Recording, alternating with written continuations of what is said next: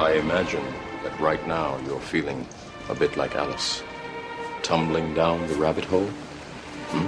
Let me tell you why you're here. You're here because you know something. What you know you can't explain, but you feel it. You felt it your entire life. That there's something wrong with the world. You don't know what it is, but it's there, like a splinter in your mind, driving you mad. It is this feeling that has brought you to me. This is your last chance. After this, there is no turning back. You take the blue pill, the story ends. You wake up in your bed and believe whatever you want to. You take the red pill, you stay in Wonderland, and I show you how deep the rabbit hole goes. All I'm offering is the truth, nothing more. For we are opposed around the world by a monolithic and ruthless conspiracy that relies primarily on covert means for expanding its sphere of influence, on infiltration instead of invasion, on subversion instead of elections, on intimidation instead of free choice, on guerrillas by night instead of armies by day. It is a system which has conscripted vast human and material resources into the building of a tightly knit, highly efficient machine that combines military, diplomatic, intelligence, economic, scientific, and political operations. Its preparations are concealed, not published. Its mistakes are buried, not headlined. Its dissenters are silenced, not praised. No expenditure is questioned, no rumor is printed, no secret is revealed. But I am asking your help in the tremendous task of informing and alerting the American people. And now, welcome to another episode of Down the Rabbit Hole. Here's your host from federaljack.com. It's Popeye. Ladies and gentlemen, welcome to another live edition. It is Tuesday, December 10th, 2013. Welcome back, everybody. Welcome back, welcome back, welcome back. Let's get right into a few things I want to discuss. You know, before I get into this stack of things, I want to, you know what, because I will get sidetracked and I'll forget about this, so I might as well mention it now. Otherwise, I will forget. Again, on the front of federaljack.com, there is now a new widget on the right side. It's got a picture of Judith Vary Baker's book, Me and Lee. It's right on the front there underneath the, in fact, let me look so I can give you an accurate, it's, right underneath the show widget and the donate PayPal widget up there, and above the visitor map, you'll see Judith Vary Baker's book. If you click on it, it brings you to the book sale page. If you go there, you have only 3 options that I added in the button. I guess I could add more, and maybe I'll make it a bigger. I'll let people go order up to 5 at once, I guess, because people have ordered 3 so far at once. But right now the options are 1, 2, or 3 books, and you just pick whatever one you want, and you click on it, and then you hit pay, and it takes you to the PayPal thing, and it's all secure. It's all through PayPal. Once it's done, make sure you put in a shipping address, a proper shipping address with a name and everything, and the order will be sent out. You'll be notified and everything. Excuse me, my throat's dry tonight. Anyway, the order will be shipped out within a few days. All the books are signed already by Judith. Again, they're all dated to November 22nd, 2013. They are from the 50th anniversary of the JFK assassination. And they're $30, as it says on there, and shipping included. So it ends up being the same price as the cover price of the book, which is $25. But shipping's included, and it's a signed edition.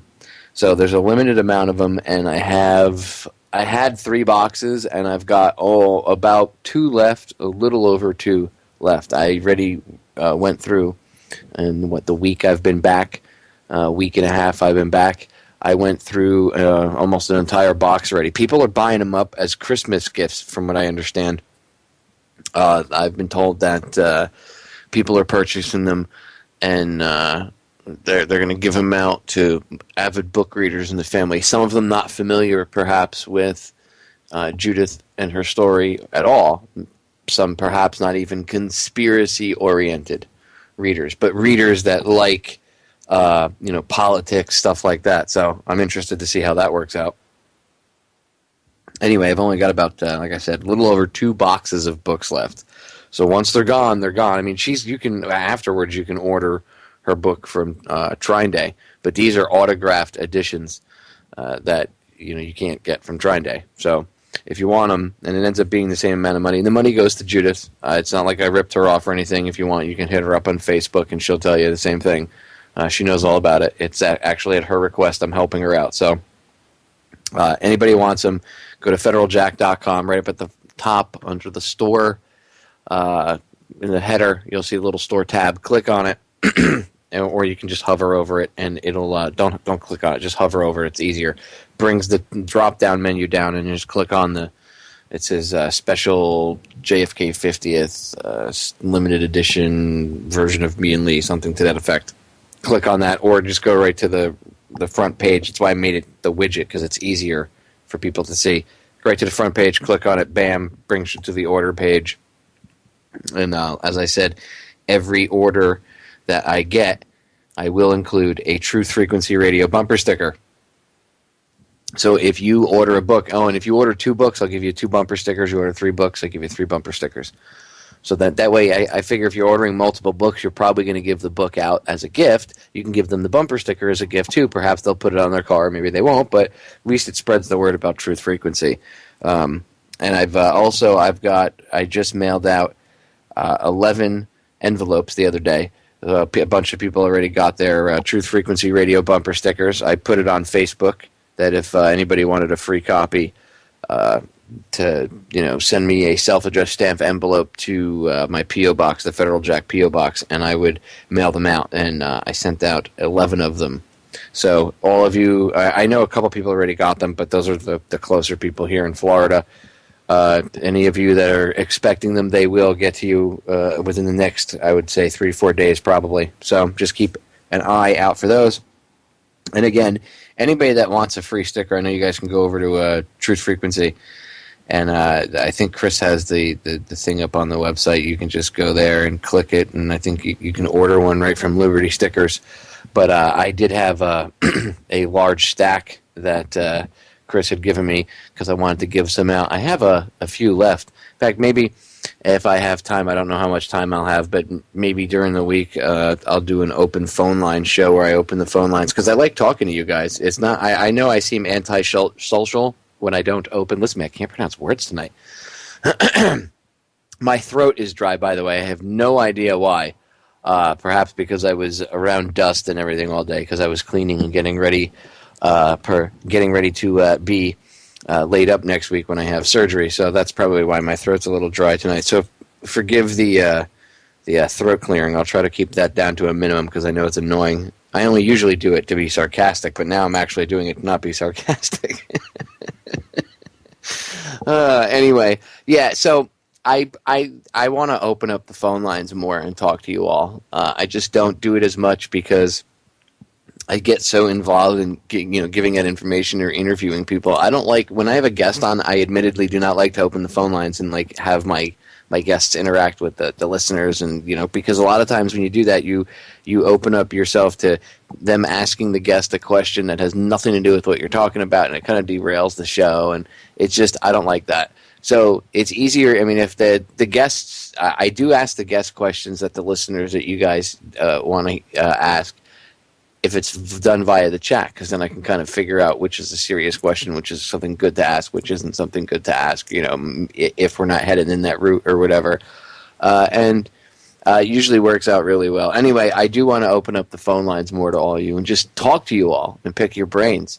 I would love to hear from the listeners. I do it from time to time. I just, it is a fault of mine, I guess you could say. I forget to do so. I just get so enthralled and caught up in what I do and giving you guys info. It's not really about me having a party chat line, but I will open the phone lines more. I'm interested to pick your brains and see how you guys feel, and just get your take on everything, ranging from the JFK 50th to other things. So hopefully I'm going to try to allot myself some time this week, sometime to do it. Ooh! Before I forget, because I know I'll forget this too, I'm going to plug this. tomorrow night, my good buddy, good friend of mine, Sherry Feister, is coming back on. For those of you that don't know who she is, she's an author, but she's also a retired CSI. And she's going to be coming on tomorrow to talk about the JFK assassination.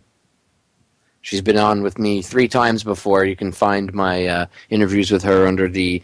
Actually, if you want to go look them up under the download section, you can. They're all on Federal Jack 2 posted, on YouTube and everything. But if you look under the JFK download section, all 3 of my interviews with her are there.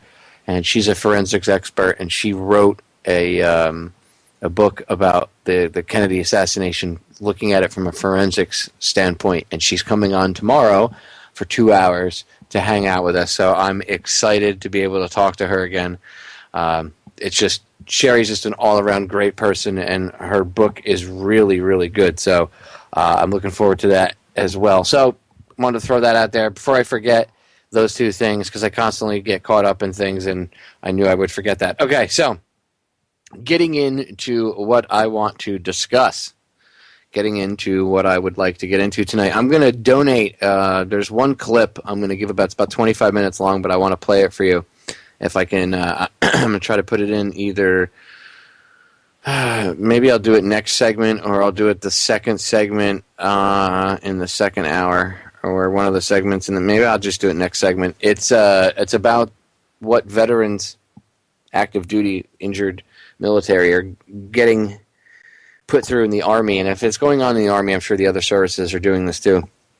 You're just not hearing about it as much, but it happens in all of them. I know my own experience via what happened with me in the Coast Guard, and this was back in 2003, so I mean, I can only imagine what's going on in the other branches. But when branches downsize, and when they need to get rid of people and they need to cut ends, the military does a lot of interesting things to get people out. The Marine Corps likes to throw people out for being overweight. The Army likes to do the same thing.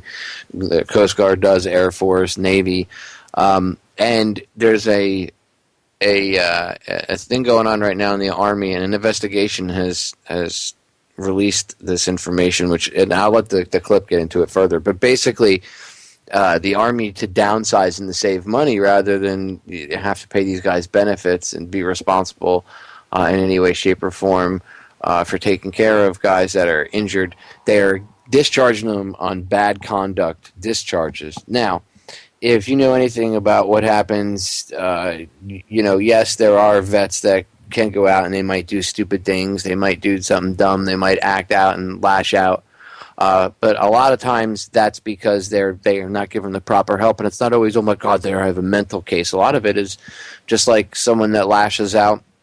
If they weren't a veteran and they weren't given help and they were put in the same situation, they would act the same way. It's not easy, okay, to go through what these guys go through. They get injured. And then while they're waiting, because the Army's kind of weird, all the 5 branches are different the way they handle their wounded veterans. They're not really veterans, because at that point they're not, well, okay, they are veterans, but anyway, they're still active duty. They're and not to confuse you guys, I'll just use veterans as a term to describe people that are out and, not in the military anymore, and then active duty to say, who's still in. So right now, active duty guys who are waiting to be transitioned out. They're in these transition units, these warrior transition units they're called, and they're just utterly abused in these warrior transition units. They're just treated like total garbage by the Army. And a lot of these guys end up getting in trouble, doing something stupid, and these guys, their higher-ups, they're already looking for any reason to go after them and fry them. And long story short, they end up doing something dumb, whatever, and they get bad conduct discharge. Or they'll get a bad conduct discharge, and perhaps the charges could be bogus, and stem from nothing. But they get bad conduct discharges anyway. The point is they discharge them because then they're not responsible for them.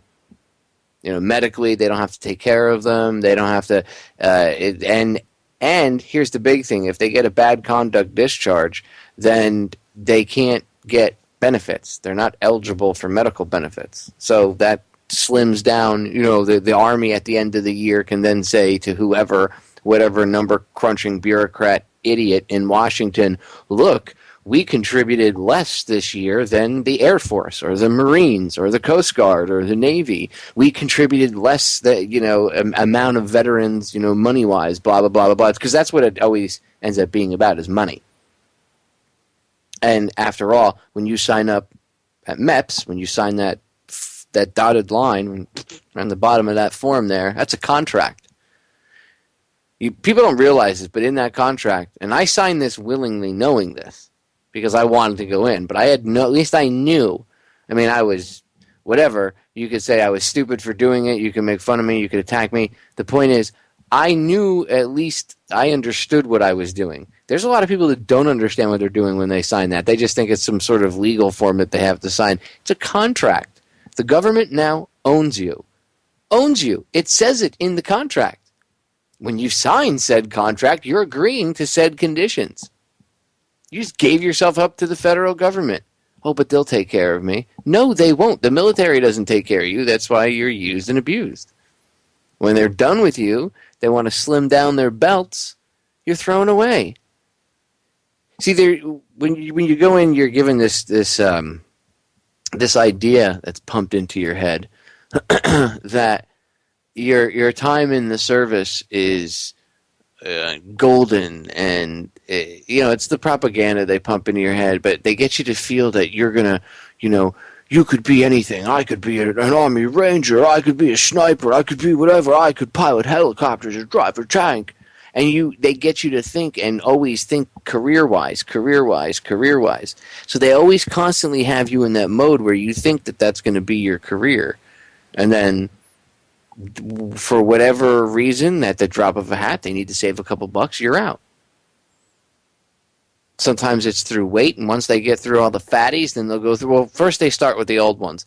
Once they get through the old and the retirees, they go for the fatties. Once the fatties are gone, they start to find the disciplinary cases and stuff like that. Usually, it's a combination of going after all three at the same time, but eventually they run out, and then they start to cut for other reasons. That's when they really have to start stuff.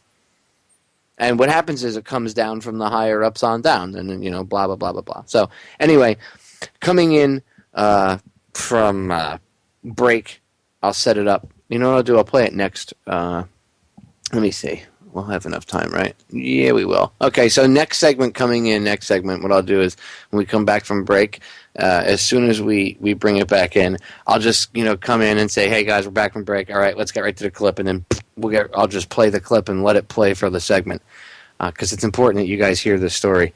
And I mean, I can sit here and talk to you guys about it, but I want you to hear the information about the investigation that was done. And I'm not promoting democracy now. I don't agree with everything Amy Goodman does or says. And I think she's a bit of a sellout. But at least when it comes to veterans stuff and veterans issues, I don't see anybody else talking about it. Not so much even in the alternative media, although Democracy Now! Is kind of eh. Anyway, they did a good job with this, so I want you guys to hear it. So I'll play that next segment. Anyway, before we get into that, I want to shift gears for a second, and I want to play a clip that just utterly infuriated me when I heard about this today. It's a story, completely different thing. It's got nothing to do with veterans. It's got everything to do with the pussification of this country and just the total retardation of zero tolerance policies. Okay? And if you saw the Facebook or Twitter advertising for the show tonight, then I'm sure this is one of the things that you wanted to hear about. The zero tolerance retardation policies that these schools have are just utterly ridiculous. Okay? Utterly ridiculous. Utterly. Just, zero tolerance is stupid. It does not work, no matter what you're using it in. And so, I can't think of a situation where people could say, oh, it works with this or that. No, every case is different. It's a case-by-case basis. I'm sorry, zero tolerance. I can't think of one case where it's made anything better. In fact, schools, drug policies, anything like that, it makes things worse. One size umbrella, one size fits all type policies do not work. Period. Period. One-size-fits-all policies do not work at all. When was the last time you went to the store? Okay, short guys. When was the last time you went to the store and bought a pair of one-size-fits-all gloves? Or socks? Do they really fit you?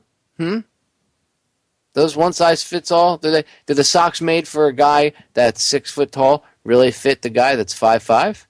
No. Do the gloves? No. Always a little bit of room left in the fingers, right? Always just a little bit. Kind of annoying. Can't grab stuff. You look at other people, oh, they can grab stuff, right? Unless you get gloves that are, perhaps medium to large. You don't need extra large gloves, perhaps, right? Because those one-size-fits-all gloves wouldn't even fit the Hulk, right? Well, why would we... You wouldn't use those crappy gloves, right? You'd pay $25 for a pair of mechanics gloves that fit your hand so you can work properly. Why do we allow our laws to be like this? Why do we allow our policies, our school policies? Why do we allow our children to be subject to this kind of crap? I got to play this clip before we run out of time. Listen to this. I'm going to end up stopping and interrupting, but listen to this. This is just utterly ridiculous. Listen to this. 6-year-old Canyon City boy accused of sexual harassment by his school for kissing a girl on the hand and the cheek. Well, his mother, his name, by the way, Hunter, his mother says it is simple childhood crush right here we're talking about, and the school is just taking this whole thing too far. Hunter's been suspended before for roughhousing and kissing the same girl on the cheek. I did something wrong. She sent me to the office, fair and spoil. I feel sorry. I've been trying to be good at school. She was fine with it. They are boyfriend and girlfriend. Hold up. He's 6. He's 6. He's a little boy. They kiss little girls. What is wrong with these people? None of you ever kissed as children? Is that the problem? Maybe you're all still virgins? Is that part of the problem? The kid's 6 years old. 6! It's not sexual harassment. What is wrong with you people? But it gets worse. The kids are the ones that turned him in. One of the kids at the playground saw him kissing his little girlfriend, which obviously the parents know about, right? Saw him kissing his little girlfriend and ran and ratted on him. See something, say something. Little generation of rats. Other children saw it and went to the music teacher. And that was the day that I had the meeting with the principal where she first said sexual harassment. This is taking it to an extreme that doesn't need to be met with a 6-year-old. Now my son's asking questions. What is sex, Mommy? It should not ever be said sex in the sentence with a 6-year-old. The school superintendent says Hunter's record will remain within the district and that his actions fit their description of sexual harassment. But we're asking, what kind of impact will this punishment have on a child? And what kind of message is the school sending to other children? We talked to a child psychologist to get you some answers. KRDO News Channel 13's Olivia Wilson joins us now to explain the ramifications of a sexual harassment case against a 6-year-old. Lincoln School of Science and Technology is home to young growing minds from kindergarten all the way up to 5th grade. 6-year-old Hunter Yelton is one of them. I spoke to a child psychologist today who says kissing a girl on the cheek and hand, like Hunter did, is normal behavior. Our talk. Sandy Wortley is a psychology professor at UCCS, specializing in children's sexual development. She says she wasn't surprised when we told her about Hunter kissing a classmate. For most 6-year-old boys, absolutely. That would be a normal behavior. But she was surprised to hear the school suspended him. That really gives mixed messages, negative messages to the kids. Oh, look! A child psychologist saying it's normal behavior for a little boy, and she's not surprised at all, but she's actually surprised at the way the school handled it. Yeah, so am I, because I would assume that all those idiots were children once, and all had childhood crushes. Morons. Little boys pull little girls' hair and push them down and stuff to get their attention. Who doesn't know this? Who doesn't know this? I had girlfriends when I was 6, 7 years old. This is just utterly retarded. Part of development is just as important, if not more, than their academic subjects. Wardle believes the term sexual harassment could have serious consequences on a child. I don't think a 6-year-old would understand what harassment is. That has some longer-term implications. She says, if anything, this is an opportunity to talk. For so long, we're like, ooh, no, don't kiss, don't talk about it, don't ask questions. And to have a discussion with Hunter, the girl involved, their classmates, and all parents. Move away from that, we don't do this, to in what situations is it acceptable? Because what may be acceptable one place isn't always acceptable at another. You may have different rules about showing an affection than you do maybe at home. Worley assured me that children at that age are simply curious about the differences between boys and girls. Live at the Newsplex, Olivia Wilmson, KRDO, News Channel 13. Okay, I have to say, of course, genius, weren't you that age once? Were you a sexual predator? I'm gonna go and get me some tail. The kid's 6. This is what our country has become. Welcome. Just great. Well, let's all give ourselves a round of applause. Lovely. Be right back. All right, we are back, ladies and gentlemen, and I want to get right into that clip I told you about. This is a story of the Army getting rid of wounded warriors to cut the budget, getting rid of them so they don't have to pay them benefits by kicking them out with bad conduct discharges. It's a 3-part report that was just released in the past few days, and I want you guys to hear it. It's a 25-minute clip, so sit back and listen, and in an hour or two I got a bunch of other things for you. So here we go. We turn now to a major new investigation that reveals how, after the longest period of war in American history, the number of soldiers being discharged for misconduct is at its highest rate in recent times. Many of the soldiers are wounded veterans who served multiple tours of duty. When they are kicked out, they lose their medical care and other benefits for life. A 3-part series published this week by the Colorado Gazette features the story of several such veterans, including Army Sergeant Gerald Jensen, who had the lower half of his face shattered by an IED in Iraq.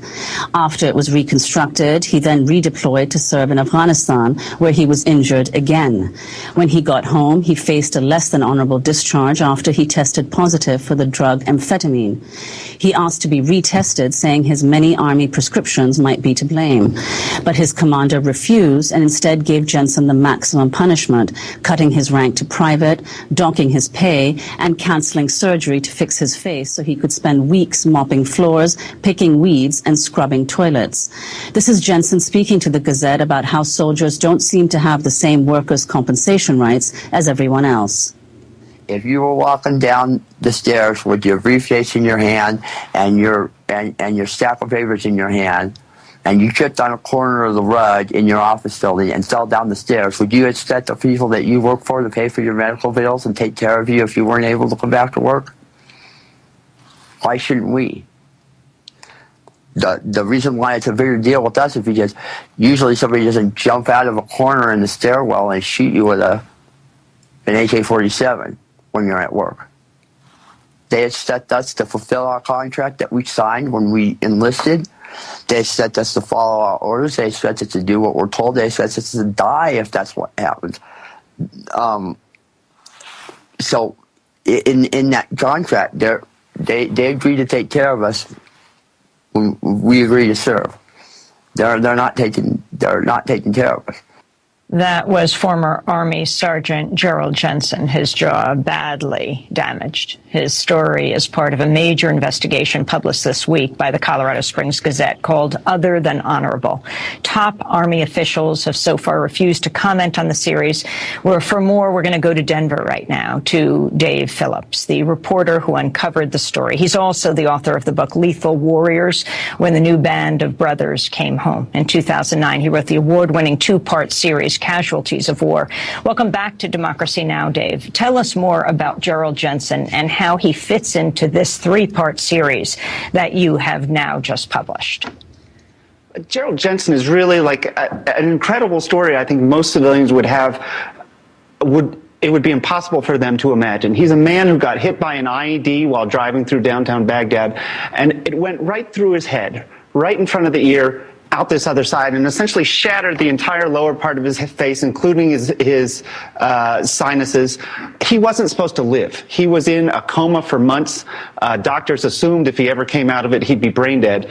And the day that he woke up, he got out of bed and was walking around. And after 13 surgeries, he told the doctors, the Army doctors, hey, I want to go back and serve my country again. I want to deploy with my old combat unit. And so he did. He went back to Afghanistan, and he went to a really vicious corner of the mountains in the south, right along the Pakistan border. There he was put in charge of a little mountaintop outpost that took fire from the enemy almost every day. He was injured there again when he was running to a gun post and fell and re-broke his face.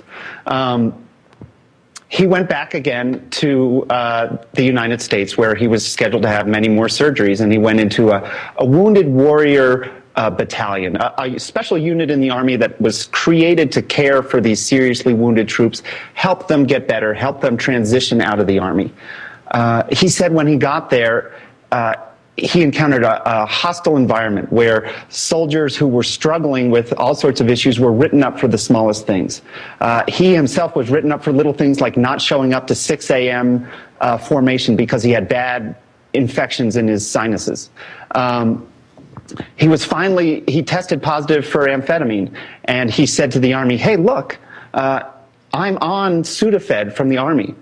Would you retest this? I think it's a mistake. And this is a man who had a spotless record before. And the Army said, I wouldn't believe this if I hadn't heard a tape of the conversation. His commander of this special medical unit said, I'm not going to retest that. That's not our job. Instead, she recommended that he scrub toilets, even though doctors were saying, this guy's too sick to do this type of stuff.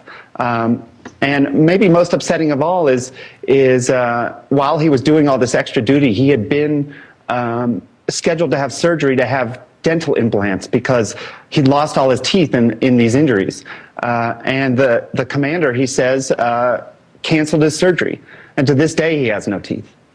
So let's go back to Gerald Jensen. Here describing his encounters in Fort Carson's warrior transition with sergeants who had never deployed before and who treated the wounded harshly. And the extra duty I was assigned was pulling weeds, feeding out cigarette butts, scrubbing toilets, mopping floors, sweeping floors, scrubbing stairs, and cleaning the barracks, things like this. And when I told him, this is violating my profile, it's making me worse, it's making my injuries hurt worse, I was having to take more pain medication I was being prescribed by the doctors. I was told to man up. I was told that this wasn't, they had taken great lengths to determine whether or not my profile said that I could do these things or not, and that they had come to the terms that my profile wasn't being violated by doing these things. And I asked them, I said, well, okay, to pull a weed, what do you have to do, bend over to pick it up, pull it? Because it says no bending in my profile. And I can't squat either because it says no squatting. And I can't crawl on my hands and knees to do it because it says no crawling. And they said, no, you should do it. No. Just do it. Dave Phillips, that was Gerald Jensen. Can you tell us what happened to him, where he is now, and also how you came across this story initially?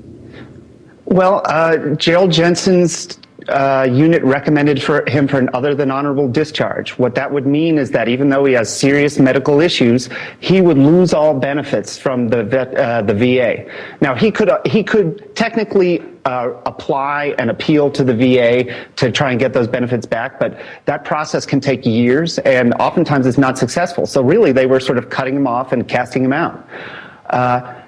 He is obviously a fighter, a person who is going to get knocked down and get back up again. And so he decided that he was going to do everything he could to keep that from happening. And what it took was going to generals far above anyone at Fort Carson and saying, look what they're doing to me after what I did for the country. You have to stop this. And finally, at the last minute, they did, and they medically retired him. But, you know, there's a lot of people whose wounds aren't as obvious or who aren't able to stand up for themselves where that doesn't happen. They're just cast out. And how did you come across the story initially?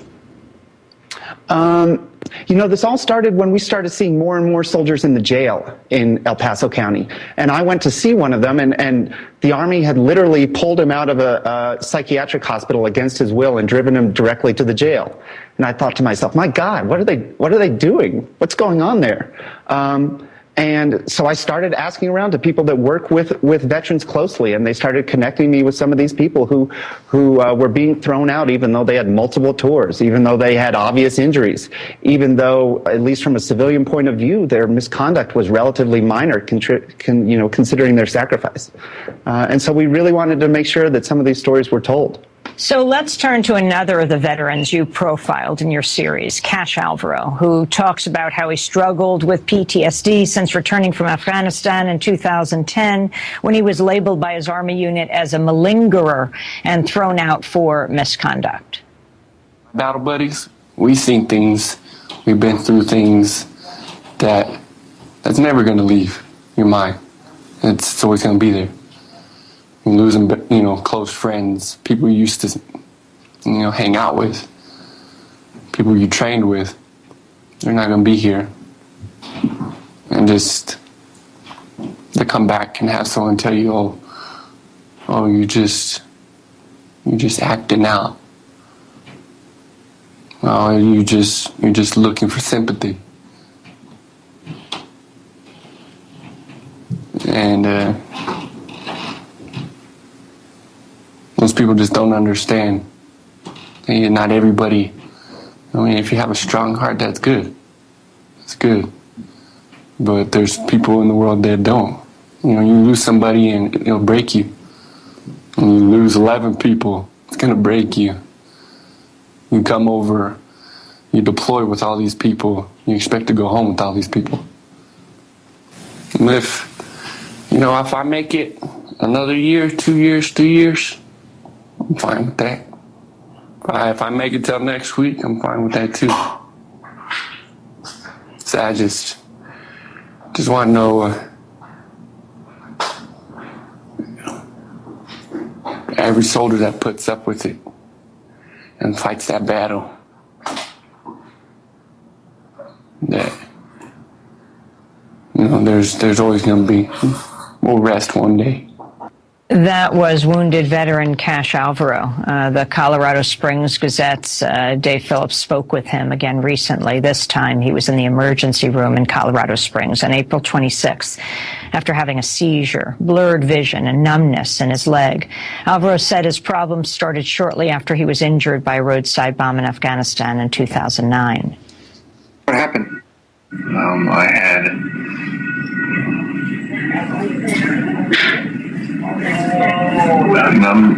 numbing and tingling in my leg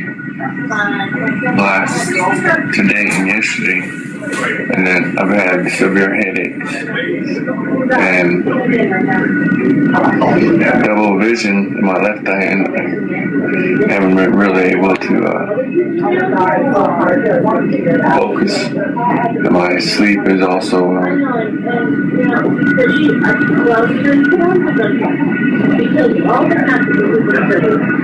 I can't sleep at night very much. Only a couple hours.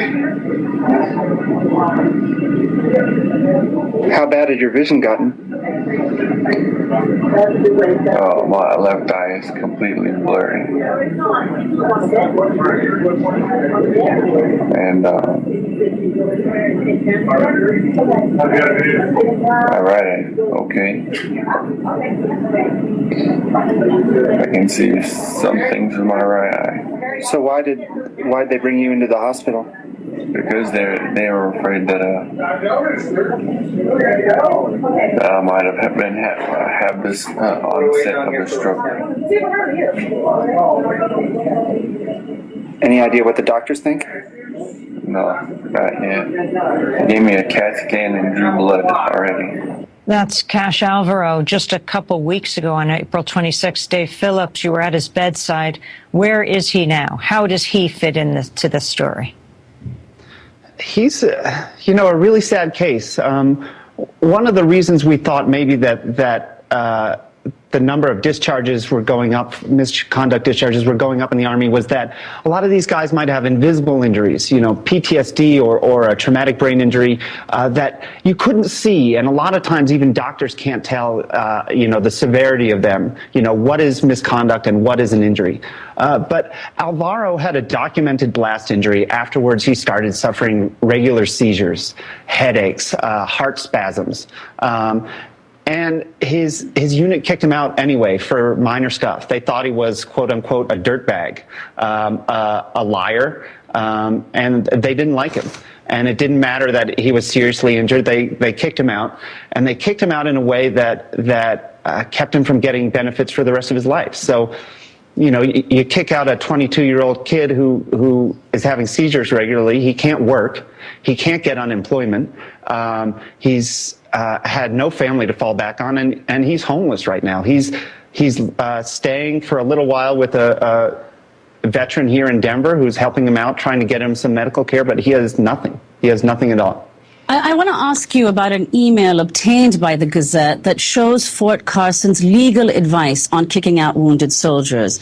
It reads, quote, "If you're dealing with these kinds of cases, we recommend that you seriously consider preferring charges and offering Chapter 10s to get the soldiers out quickly.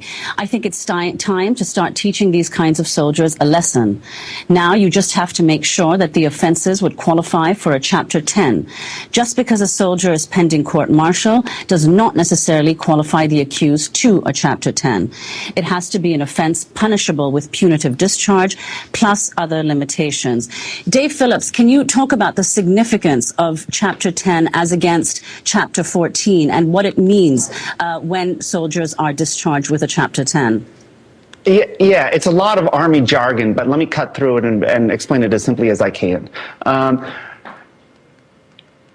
Most people get kicked out of the Army if they're going to get kicked out for misconduct through something called Chapter 14. And all that means is it's the chapter, the regulation in the Army regulations is number 14. And Congress a few years ago put safeguards in place that say, hey, if you're going to kick someone out through Chapter 14 and you think they might have PTSD or a TBI, there needs to be all sorts of additional evaluation. And if it's shown that there might be a possibility of connecting the misbehavior with the injury, you can't kick them out. You've got to medically retire them. Well, that's problematic for an Army unit that wants to kick out a soldier who might have these issues because it takes a lot of time. It can take months or even over a year, and it might not be successful. So that what they found out is they could use this back door called Chapter 10. Chapter 10 is a regulation that says, hey, if you've been court-martialed, if you're facing prison time from the Army, you can volunteer as a soldier to say, I will resign from the Army if you don't prosecute me. And it was supposed to be a win-win. The Army doesn't have to prosecute cases it might not want to. The soldier can get out of a possible trial and going to jail, and they both walk away. The soldier loses his benefits. What they started doing, what this email says is, hey, Chapter 10 skips all this medical review because it's voluntary. And so what you should do is take these soldiers that you would normally just kick out and tell them, we're going to court-martial you, we're going to put you in jail unless you sign this Chapter 10. And what we found is after that email was written at Fort Carson, the number of Chapter 10s there went up like 300%. And Alvaro was one of these. He had only done minor misconduct, showing up late. He stole a BlackBerry that didn't belong to him. He went AWOL for a few weeks. But when they got him, they threw him in jail, and they kept him there for a month, and then they said, look, if you sign this paper, you'll get out of jail. And he did. What they didn't tell him is that he would also lose his benefits for the rest of his life.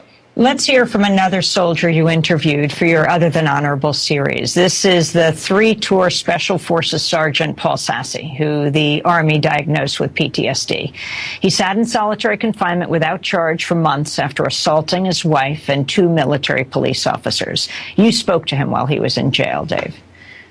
I was at the top of my game. You know, I gave everything, and then as soon as my PTSD started getting really bad, they just gave up on me. It's quicker and it's easier just to kick guys out, and then, you know, and then have the jails get filled up with them. You know, I've done 3 deployments for this country, and this is the thanks I get. I get assaulted by guards. I don't get to even talk to my children. No, I'm not saying what happened was right, but I don't know what happened. And I'm trying to get in a treatment program to make sure that never ever happens again. And the Army is denying me the ability to go to a treatment program. So that is 3-tour Special Forces Sergeant Paul Sassy. In 2012, he's diagnosed with PTSD. Doctors give him a mix of contraindicated drugs that make him manic, you report, Dave. And a few weeks later, he slams his wife's head against their Jeep until she's covered in blood. Take it from there and what has happened to him, what has happened to her. Well, you know, it's a long time coming because Paul Sassy was blown up in Iraq, hit by a roadside bomb in 2007. And he was having what we would probably recognize now as classic symptoms of both a brain injury and PTSD. When he came back from that deployment and he went to the doctors asking for help, he said, you know, I can't sleep. I'm having nightmares. I can't sleep. I can't concentrate. They diagnosed him instead with attention deficit disorder and a sleep disorder. And they gave him ADD medicine during the day, and they gave him sleep medicine to make him sleep at night, and they never addressed the issues. And they just, you know, he kept deploying after that, and things grew worse. You know, and when they finally did diagnose him with PTSD, they gave him medicines that you know, government guidelines say shouldn't be mixed, that are dangerous to mix. A few weeks later, he assaulted his wife, beat her up bad, and beat up the military police that came to stop him. Of course, they threw him in jail, right? Where else can you put someone like that? But the people he served with in Iraq, officers at Fort Carson were saying, hey, take this guy out of jail and put him in an inpatient treatment place. This guy's sick. He shouldn't sit in jail. Fort Carson didn't respond.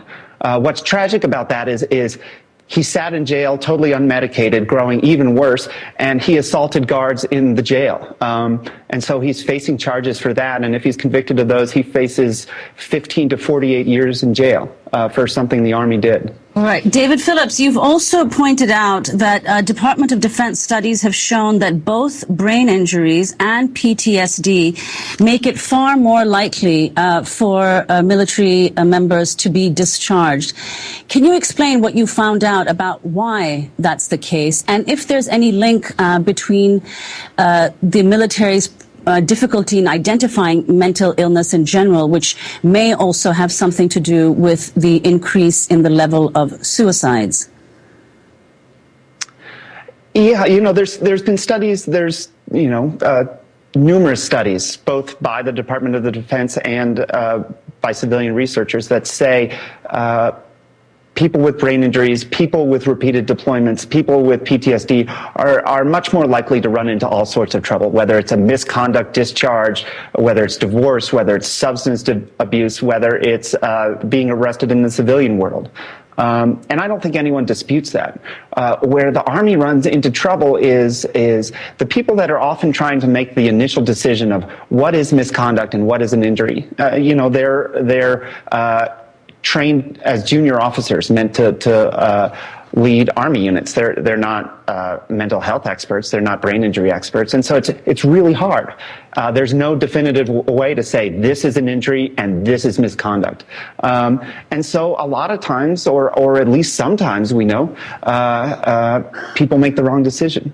But do these soldiers, do they have some kind of medical examination, or is it just their superiors in the military who examine them and determine whether they have there is more and more examination of these guys. They get examined when they come, right when they come home from deployments, 3 months after that, 6 months after that, 9 months after that. The staff of behavioral health clinics in the Army has ballooned in the last few years. But there's also a backlash to that. Leaders can look at people who go to and use these medical resources as fakers, as people that want to get out of work and go to appointments, as people who are trying to bilk the Army of benefits. That doesn't always happen, but we've seen a number of cases at Fort Carson where the command simply doesn't believe the doctors that say, oh, your soldier has a brain injury or your soldier has PTSD. And so David, they go after them anyway. As we wrap up, just this issue that you, in sum, find in this remarkable three-part series, more soldiers being discharged for misconduct than at any time in recent history. The feeling you get from this piece, the military sends these guys off to war, men and women, and now doesn't want to pay for them being taken care of, to do with sequester, to do with downsizing. And no matter how horrific their crimes are, like this guy Sassy beating up his wife, they are then just released into society if they're not arrested, and they're not taken care of at all. That's right. First let me say, if you want to see more photos and video and read these guys' stories, it's at Gazette.com. But you're absolutely right. The Army's difficulty in dealing with this is not an Army problem. It's a societal problem. We're talking about over 2 million people who've deployed in the last 10 years. Over 500,000 of them have more than 3 deployments. These are people who may have issues that they need our help with. And if the Army isn't sort of the first responder, the person that gets them on the right track, and the Army, in fact, through its actions, is banning them from care for the rest of their lives, that's going to affect our society for a really long time. We may be experiencing another thing like we saw with Vietnam vets. Dave Phillips, we want to thank you for being with us. We will certainly link to your series at democracynow.org. Investigative reporter who covers military veterans for the Colorado Springs Gazette. His 3-part series published this week is called Other Than Honorable. He's also the author of Lethal Warriors, When the New Band of Brothers. Disgusting behavior. But as I said, at the end of the day, it's all about money. And that's pushed from the higher down. Now, I'm sure the guys in that Wounded Warrior unit, the ones that were treating the injured soldiers like garbage, they probably weren't getting any monetary compensation. But it comes down from higher up, and they're trained dogs, and some of these guys are so into it. Well, there's also that attitude, if you get hurt, you're a shitbag. Anyway, break's coming up, ladies and gentlemen. Don't go anywhere. We'll be back in a few short, quick minutes. When we get back, I have a whole bunch more things I want to tear apart and slap around. Don't go anywhere. We'll be right back. Ladies and gentlemen, we are back with hour number 2 here on tonight's live edition of Down the Rabbit Hole. I am your host, Popeye from FederalJack.com. It is December 10th, 2013. Everybody keeps saying to me, Popeye, what's on your Christmas wish list? Listen to me. Wished. I took 2 words and melded them together. Popeye, what's on your Christmas wish list? You know what? Nothing. I wouldn't want any gifts. Wouldn't want, if you guys could physically give me something, I wouldn't want anything like that. What I would want you to do, what I would urge you to do, and I try to do this every year, but I do this all throughout the year, but especially right around now because everybody's in that giving mood.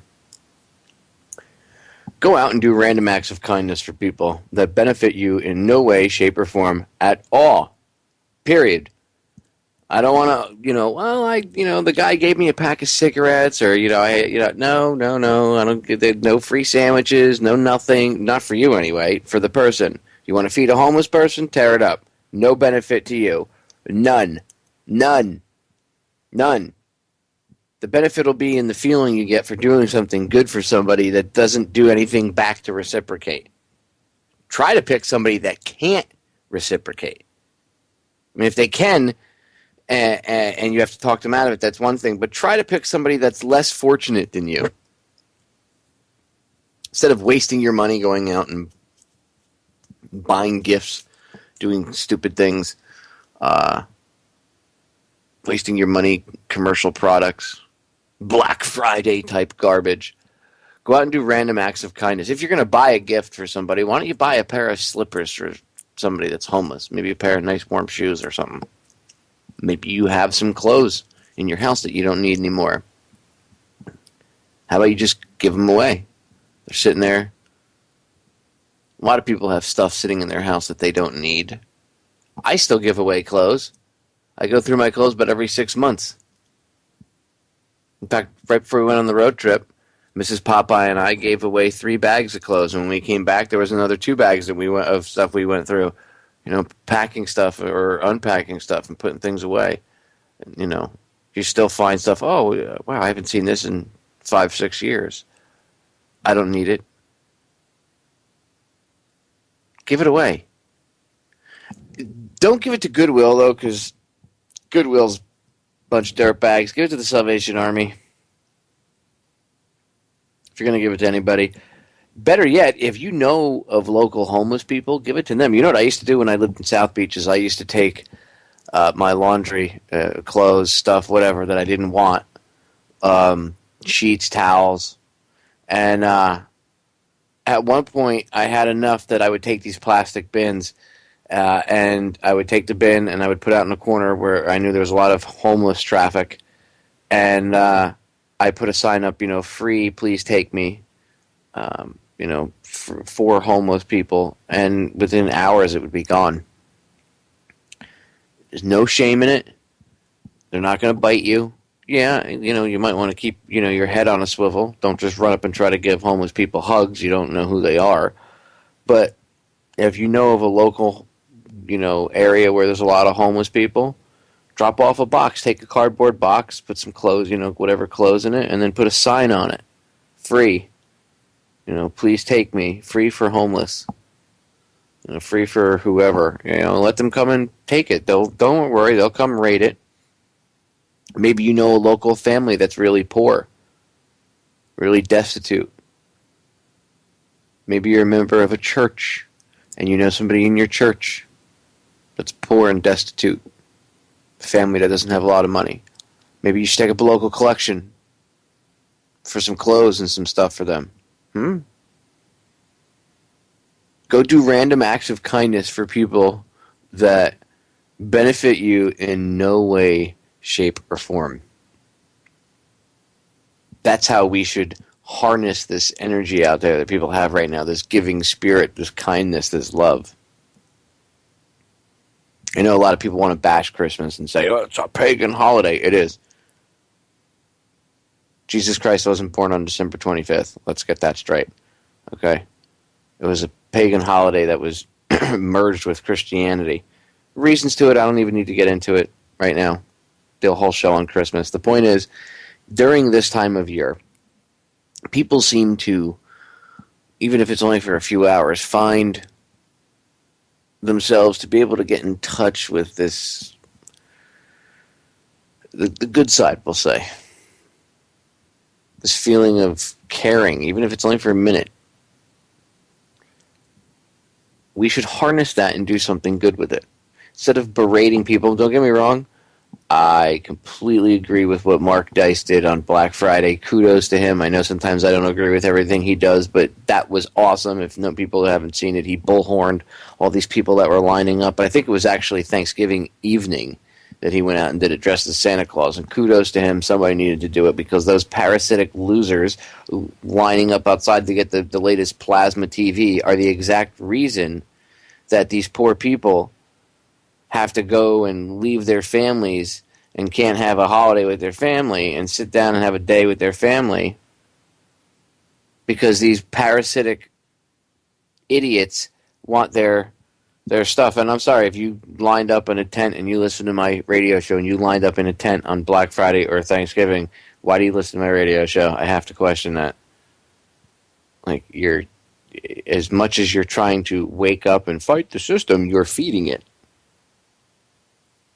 Don't be part of the problem, be part of the solution. So anyway, I'm not bashing people that, go after Christmas, the paganism and everything, but I think that the one thing that we forget to address is that there is the spirit of goodness that people seem to latch onto at this time of year. We should harness that. So go out and do random acts of kindness, okay? And if you can, video it, put it up on YouTube. Okay, I'm not asking you to, you don't have to say my name, you don't have to say the radio show's name, you don't have to say Truth Frequency. Feel free to, but you don't have to. This isn't a competition, you're not going to win money, I'm not going to give you a t-shirt or anything like that. Although, I guess if you say Truth Frequency Radio, we'll figure out a way to get you a bumper sticker. Anyway, the point is, it's not about me. It's about if you put the video up on YouTube and showing you doing random acts of kindness for other people in some way, shape, or form, or helping out, it'll inspire others to do it. That's how we're going to get back this sense of community and the sense of caring about one another, is by doing these type of things. Like, I've had, whenever I have stuff, I don't like to throw things out, right? So, years ago when I had the first surgery that I had on one of my ankles to repair it, I was in a wheelchair for about a month and a half. And afterwards, I had this wheelchair sitting around, and it was taking up space. And I could have thrown it out easily, just chucked it and got rid of it. But I decided to hold on to it until I could find somebody that could use it. And lo and behold, the next apartment that I moved into, there was a convalescent home right across the street. And they had these old, decrepit, horrific wheelchairs. And they were trying to take care of these people, and they had these old, crappy wheelchairs. And here I had this brand spanking new, maybe a year or two old, banged up a little bit from me having it and then sitting in my apartment, but nonetheless still better than what they had. So I gave it to them. They wanted me to fill out a form so I could have all this tax money off because no, just take it. That's the kind of attitude we have to have.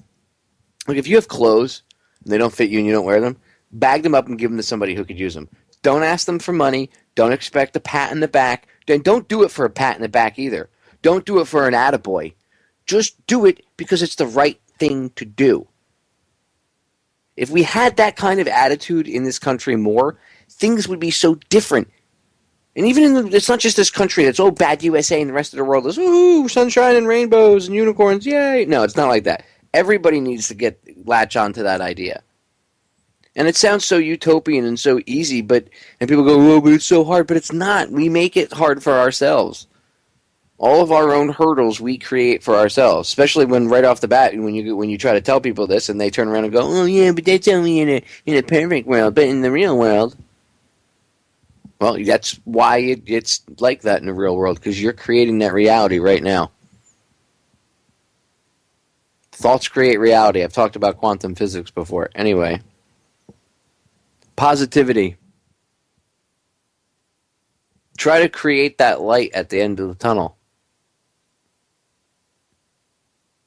I constantly tell you all that you are that light at the end of the tunnel.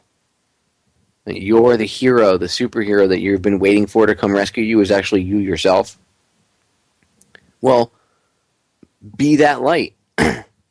You want to do good things, you have to actually go out and do it, just not talk about it. I randomly do kindness. I randomly do good things. People I have no clue who they are.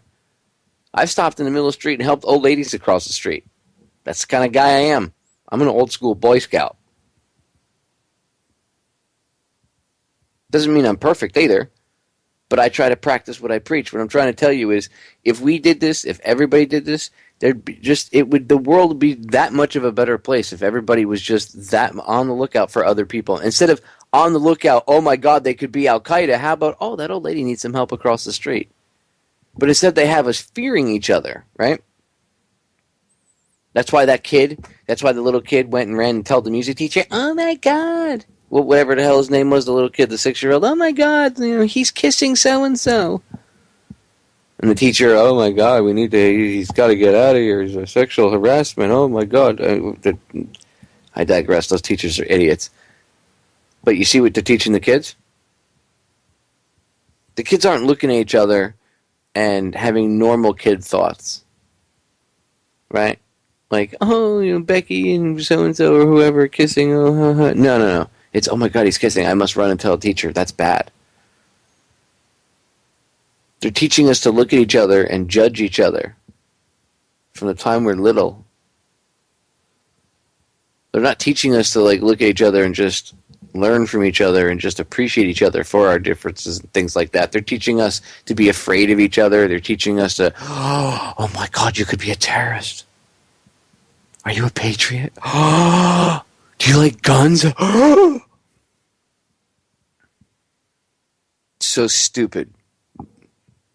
Unless, of course, you understand what they're doing, then it's not really stupid. It's genius. They're taking over the country very slowly. In order to do that, you have to change the way people think, and they're doing that very effectively.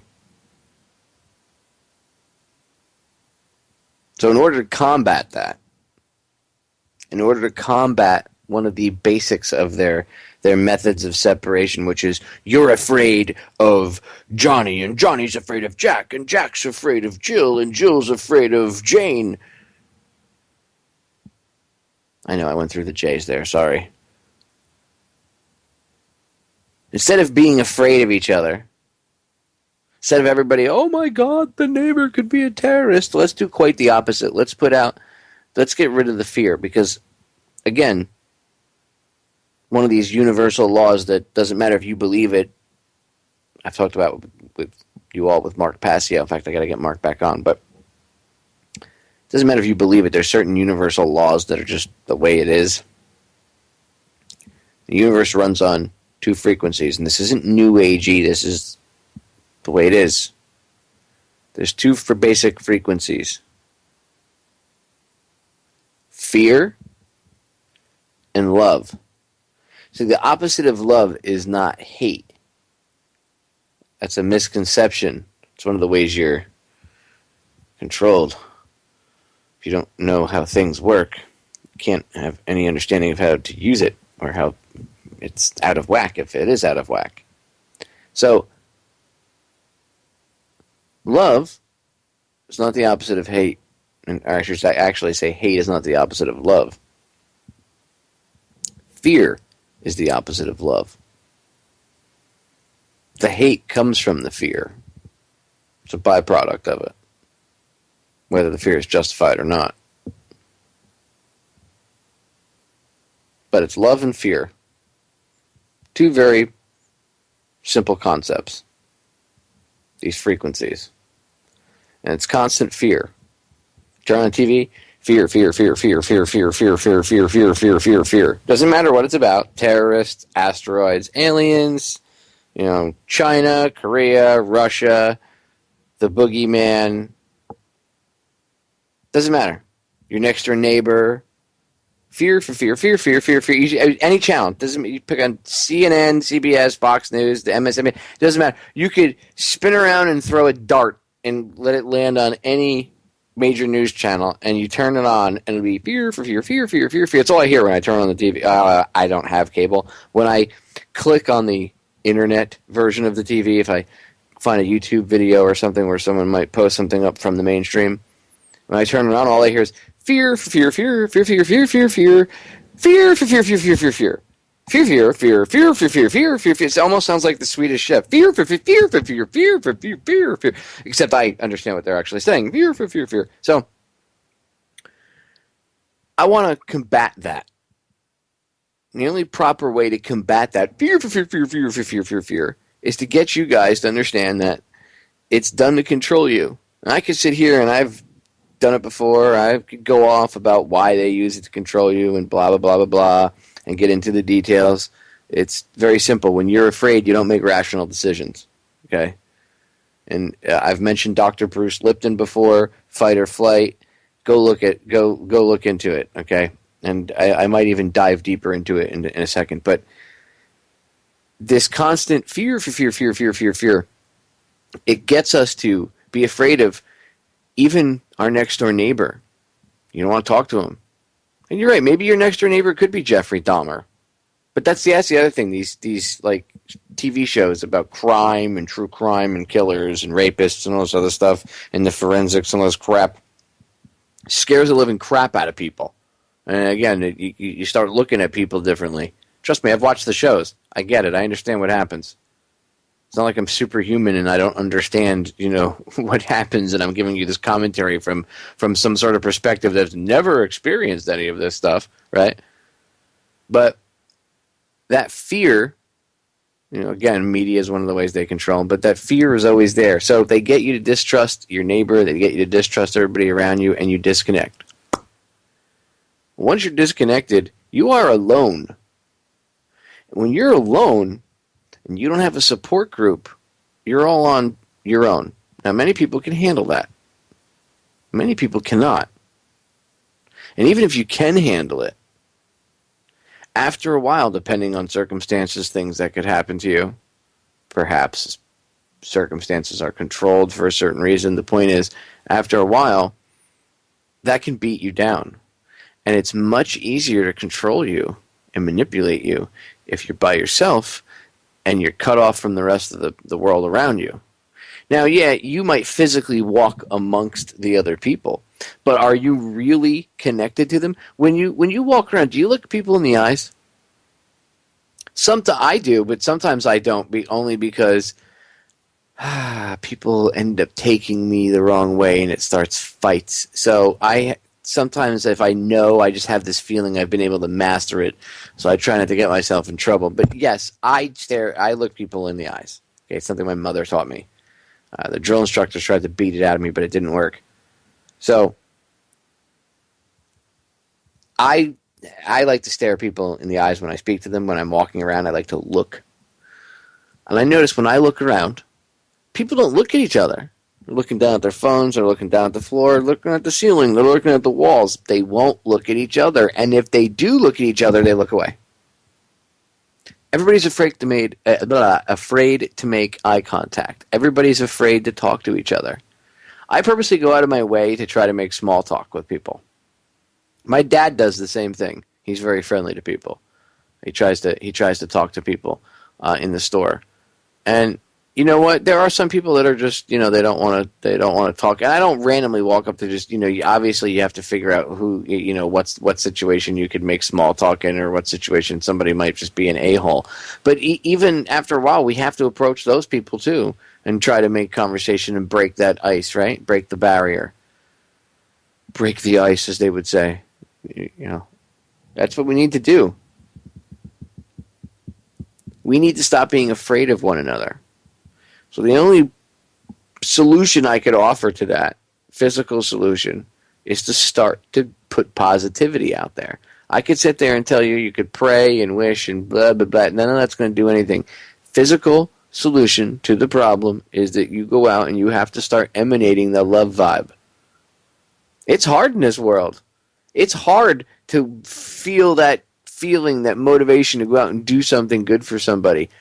I don't want you to do it when you feel the urge to do it. I want you to do it when you feel like total crap and you don't want to do anything for anybody and you want to be selfish.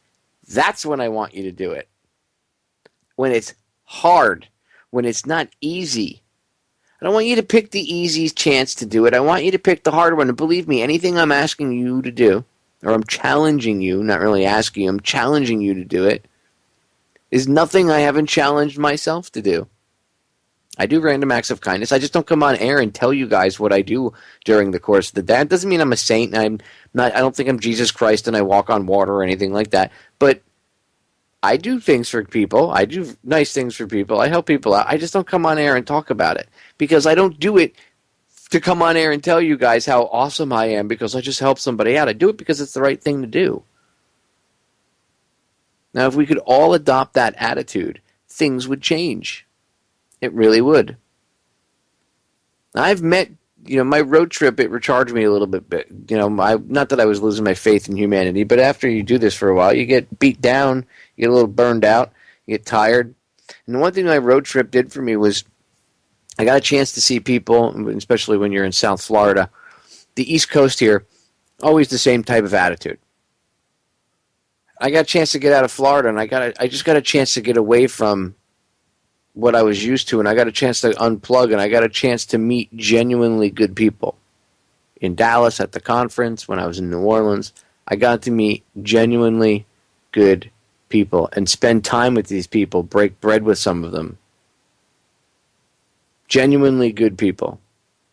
Some of them famous researchers, some of them listeners to the radio show, some of them people I just met on the road trip. Genuinely good people. Genuinely good people. One of the things that spurred me about the random acts of kindness, and not that I haven't talked about it before, but one of the things that made me remember it, I guess, was I was thinking about the road trip the other day, and on the way back I needed to get air. Long story short, I got gas, I get air. And while I'm there, there was a line of cars waiting to get air. And I thought it was everybody knew each other, and I was at the tail end of this line. And there was this one lady that she was kind of directing everything and helping people, and if they didn't understand how to use the hose. Turns out she wasn't even from the state. She was just somebody she had waited to get air. And she had gotten air, and she had noticed that a bunch of the people in line were having problems, like this lady she was helping that had pulled up behind her. So she ended up guiding people in and out of the little spot to get the air and helping them put air. She was a bus driver. She wasn't even from the state. But here she was helping people. She had no clue. It was freezing cold. She's standing out there with this relatively thin jacket, helping people, and it wasn't one person. She even offered to help me, and I was like, oh, I'm cool. So what she did was, while I was walking around the car, rather than me, pulling the hose out and having to deal with it, and I didn't even realize it, she had pulled the hose out and given me a whole bunch of slack, so I didn't have to deal with it. I mean, she didn't have to do that. And once I was done, she was able, because I guess they had two vehicles and there was a line of people. And that's the other thing. She was so nice. Instead of taking up the whole thing because there was a line of people, they aired the one car up, and then the other one waited until all the other people in line had gone through. So she sat there and helped everybody, and then aired up the other car, and then they got back on their merry way. Didn't have to do that. She could have been selfish and aired up the tires, aired up the second car, and then hop back in their car and taken off. She was right there. And actually, I mean, it really wouldn't have, I mean, you could say it would have been selfish. It wouldn't have been selfish. They were there in line, right? But she didn't. She didn't. And I didn't know this random woman. I didn't know who the hell she was. Had no idea who she was. None. And yet she offered, she did. And it wasn't like so she pulled the hose out and gave me some slack. You think, oh, who cares? But she didn't have to do that. She helped me. Doesn't matter how little bit of a help it was. The fact remains that she went out of her way to help me out. And she stood in the freezing cold in this tiny little coat. Even my wife was impressed too. My wife was like, wow, she's, once she realized what was going on. I'm glad I saw that. I'm glad. That was the universe sending me a message. Go out and do good things for people. Go out and do random acts of kindness. And don't just, keep it to the holiday season. You should do it all year long. But right now, let's harness that energy that everybody has, that giving energy. Let's harness that. Just go out and do random acts of kindness. You see homeless people, give them clothes, buy them some food. Don't bust their balls. Oh, get a job. Just buy them give them some hot food, a cup of coffee, a blanket. Don't expect anything in return. Say, have a good night and walk away. The feeling you get, that'll be all you need in return. We'll be right back. We are back, ladies and gentlemen. Final segment of tonight's live edition. As I said, tomorrow night I'll have Sherry Feister on for 2 hours. We will be getting into the JFK assassination again. Yes, I know. I've been going over it a lot lately, but that's because obviously it was the 50th anniversary, and there's obviously so much evidence to point that it was a conspiracy. Anyway, Forensics 101 with the JFK assassination tomorrow night. I think we're going to be getting into the magic bullet theory and a few other things. You need to go get Sherry's book, and right now I am so horrible I have to look it up on Google because I cannot remember the name of the book. I think it's called Enemy of the Truth, if I remember correctly, but I could be wrong. So let me look up her book really quick. And this is horrific. Yeah, I was right. Ooh, Enemy of the Truth. SherryFeister.com you can get it at. Just look up Enemy of the Truth or Sherry Feister. It's Feister. Sherry Feister. I promise you won't be sorry. Read the book. It's a forensic look at the JFK assassination. Man, she nails it. She really does. Anyway, she'll be on with me tomorrow night. You'll be able to hear her, so I look forward to being able to chat with her again. She is just a powerhouse of information, and she's just an all-around awesome lady. I really like her. She's cool. So we got that going on tomorrow. Thursday and Friday, I haven't decided what I'm gonna air. I have an interview with Charlotte Iserby, but I have to finish editing it up and everything, and I have to see how much I have to do because, as I told you all, I am having surgery next week. Everybody's been flipping out because I figured I'd let you all know ahead of time so that nobody wondered why I was, kind of on the road for 2 weeks, come back for a week, and then for a week and a half, 2 weeks, and then disappear for a couple days. So I'm not falling off the face of the planet. I have to have surgery, and I need a couple days off to recuperate. Well, it's going to take me a while to recuperate, but I'm going to need a few days off to at least get, back into the swing of things of having enough energy to even get out of bed. It's a pretty, not like an organ moving surgery, but a pretty big surgery nonetheless. They're working on one of my appendages. They're rebuilding one of my ankles, the tendons and stuff. So I'm going to have to learn how to walk and stuff all over again. Yay, fun. I've already been down this road. Anyway, I need a couple days off to deal with that. So Thursday and Friday, I'm not sure what I'm going to air. I'll be live. I just don't know what I'm going to do. If I'm going to be able to get to the Charlotte Iserby stuff. I have a bunch of things I want to do. I have so many possibilities, so I'm not really worried about it. And then next week, Tuesday, Wednesday, Thursday, maybe even Friday, it's kind of up in the air. Tuesday and Wednesday, I probably won't be live. I'll probably put rebroads on, only because I'm going to feel like I got hit by a bus. So I'll pick some decent rebroads to put on for you guys. But I like to try to keep in touch with you all and let you know what's going on. And I'm sure everybody appreciates knowing rather than not knowing. And I know if I was a listener and I didn't know where the host that I like to tune in was and just, went off or whatever, I'd like, what the hell happened? It's better if, the person's going on vacation, but so-and-so will be filling in for me or whatever. So I'm having surgery. I will be live, while I'm recuperating. You guys will hear me bitching and moaning about how much pain I'm in, I'm sure. Actually, I usually don't complain.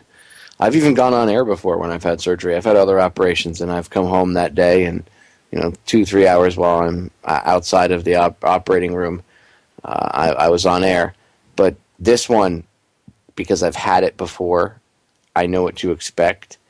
It's a doozy, and it's going to knock me on my ass for a few days. So I don't have any other option but to take a couple days off, even under doctor's orders, and actually even stricter than any doctor's orders, Mrs. Popeye's orders. I need to take a few days off, and I do, because I'm not going to be in any shape or mind to want to be giving you guys any type of political commentary or any advice or anything, because I'm just going to be, like I said, I'm going to be feeling like I got hit by a bus. So I just want to let you guys know what's going up with that. So that's what we got going on this week, and what's coming up next week. And then where we go from there, I still have a few off-air interviews I want to air. Another one with Judith, but that one I got to figure out.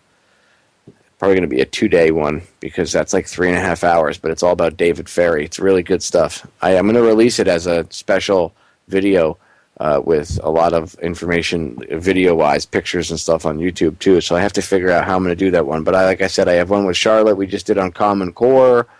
I have one I've never aired with Professor Tracy on Sandy Hook. It's not that I didn't want to. It's just I have to finish editing it. It's another long, long one.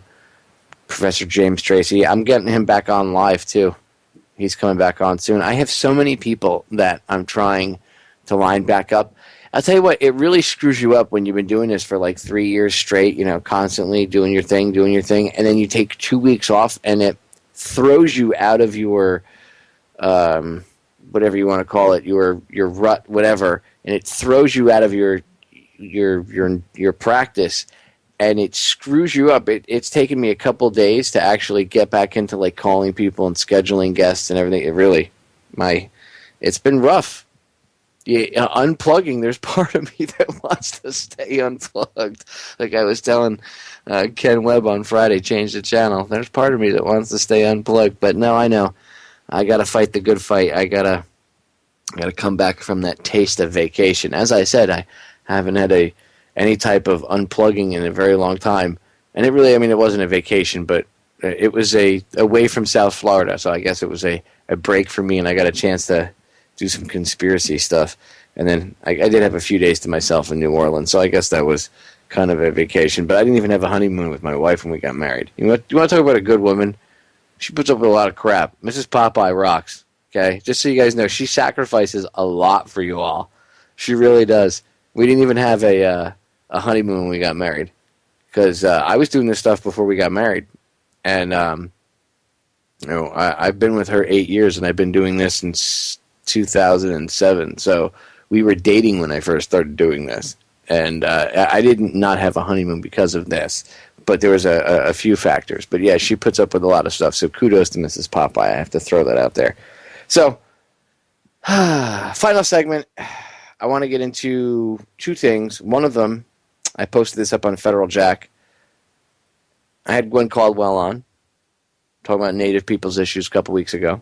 Actually, it was the beginning of November. It was the 8th now. I just put it up in the archive on YouTube, and I posted on Federal Jack. But I wanted to bring this up. I just posted it. Cherokee Nation Principal Chief declares state of emergency. And the reason why he did that was that way it opens them up to any type of aid, or at least being able to ask for it, some sort of aid, whether it be food, blankets, whatever, because they need it.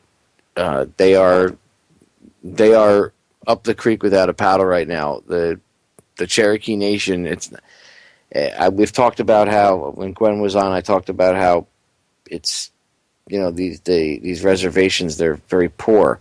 Things are different than in the cities, in the outside areas. And a lot of these people, if they're in these almost all third world, type conditions, and they get 8 inches to a foot of snow, some of these people don't have heat. They're freezing. So go over to federaljack.com. Look at it's up in the featured articles section right on the front. Cherokee Nation Principal Chief declares state of emergency. And at the bottom of the article, there's a link to see the whole thing. That's the source. And then you can, there's a link in there to see more of his full statement and the release about, I guess, the press release, and them asking for help. And if you know anybody that can help out, if you know anybody, big clothing drives, whatever, maybe somebody knows somebody in the Salvation Army, maybe Salvation Army gets a ton of donation of clothes. I know I give a ton of clothes to them and stuff. Maybe we can get some of these clothes. Maybe somebody can put together a clothes drive for the Cherokee Nation, and we can get this stuff shipped out there somehow. We can get in touch with somebody out there, on the reservation, that they can be a point of contact. That there's got to be something that we can do. Okay, don't wait for the government, because the government ain't going to help these people. When they've been screwed over enough, let's do the right thing and try to get some warm clothes to some people that could use it. Who cares if they're Native American or if they're, whatever. It doesn't matter. Don't do it because of that. Do it because they're a fellow human being in need. That's why we should be doing stuff. If we start doing things on that level, by the way, again, because it's a fellow human being in need, not because, it's a black guy that needs my help, or it's a white person that needs my help, or it's a Native American. No. It's another human being. That could be you. That could be your mother, your brother, your father, your sister, your cousin, whoever. Help them. Anyway, Cherokee Nation Principal Chief declares state of emergency. They need they need. I know they need clothes basically and food, and I mean there's the list of things they actually could use is even longer than that, but they could use some help. So do what you can, please. And again, I'm not going to be like George Bush and tell you to send your cash because that's not going to do anything. Send water, send the blankets. Don't just send cash. Sending cash doesn't always help. Anyway, okay. Final thing I want to play for you guys tonight. It's from this. It's a piece of audio from this segment they do over on RT. This guy once a week does this thing called The Truth Seeker, and this one's about the American education system. And not only is it dead last in the rankings of educational systems in the world, according to this new report, but also the American education system is turning into a mini penal system with all the cops and all the other weird crap that goes on. So it's about 11 and a half, 12 minutes. Let's listen to this clip. Why are America's children being ranked last place in class? Coming up. Well, Common Core has something to do with that. I have to stop interrupting. Here we go. Shocking findings in latest school research. The effects of zero tolerance. And the sordid profession hundreds of thousands of college students are being forced to.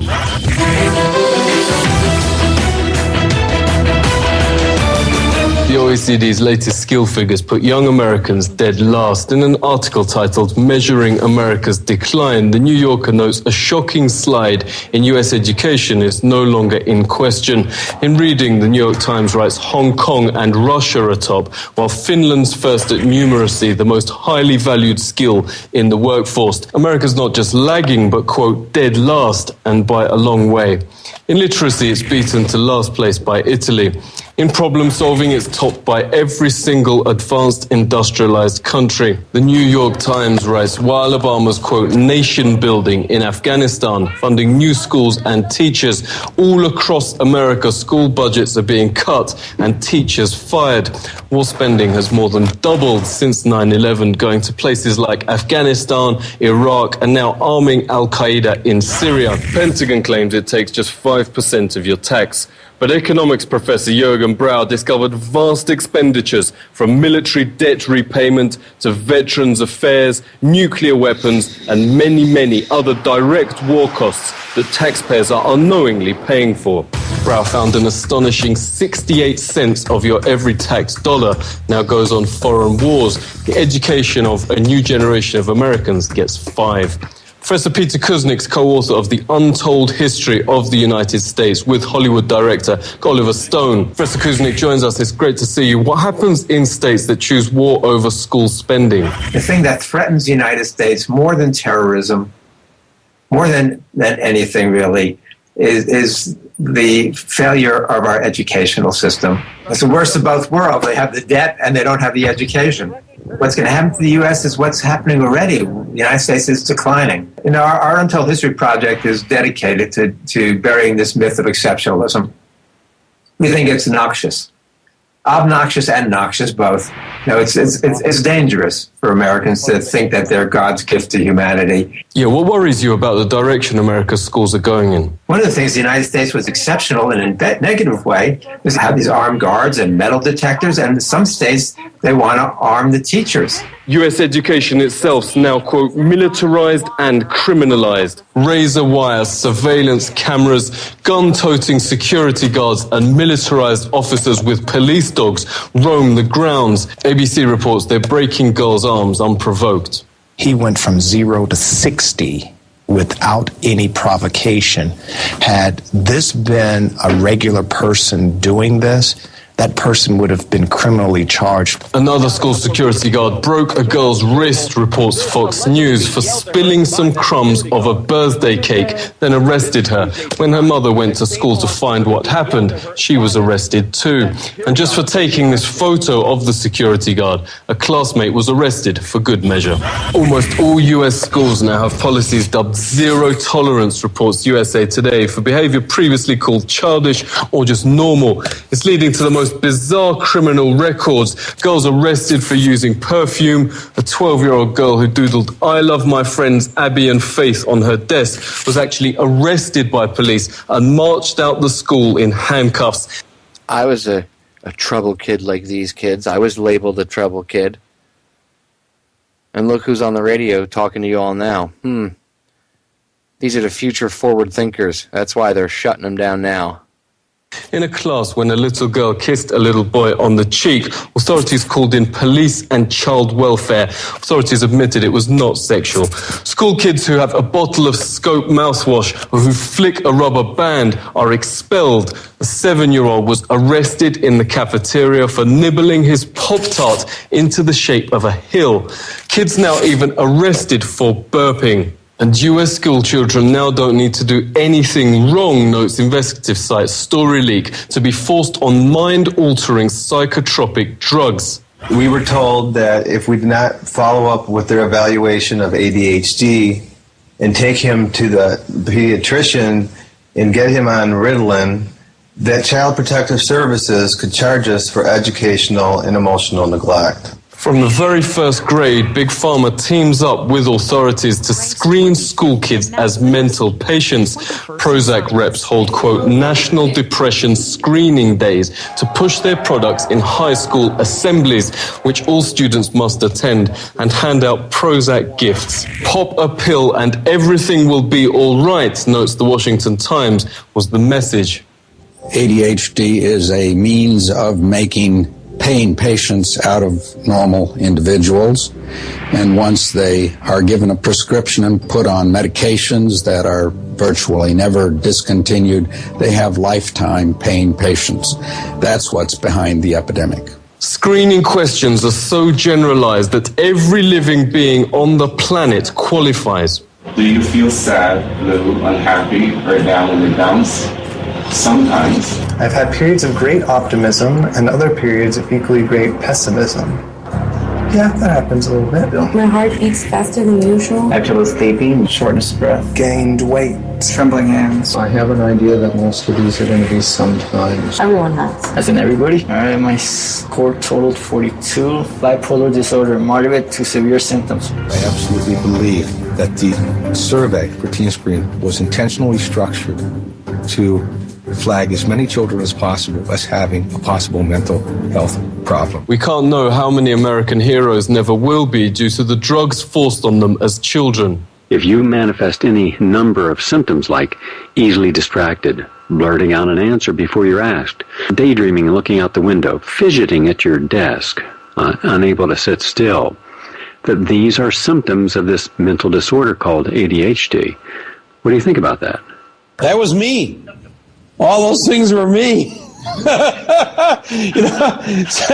Seriously, if this had been the way things were run back when I was growing up, I'll tell you, they would have had me so doped up, you guys never even would have heard of me. Anthony Gucciardi is the editor of StoryLeak. It's great to see you. What's going on? This is what happens in a society that is now beyond Orwellian. We've had parents contact me and say, hey, my children were in the classroom and they were learning about history and they asked a simple question, maybe about a historical event, and they said, so you're going to have to go to the doctor because you have ADD or ADHD. Just being active, just having an active mind now is against the system. It's now considered a mental illness. What happens when someone takes these drugs? When I was very young, in the classroom, I was speaking to my peers and I was asking a lot of questions. They sent me to my doctor, and I filled out a form.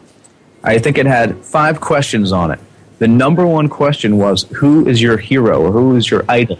And all of these weird Orwellian questions that had nothing to do with actual science at all.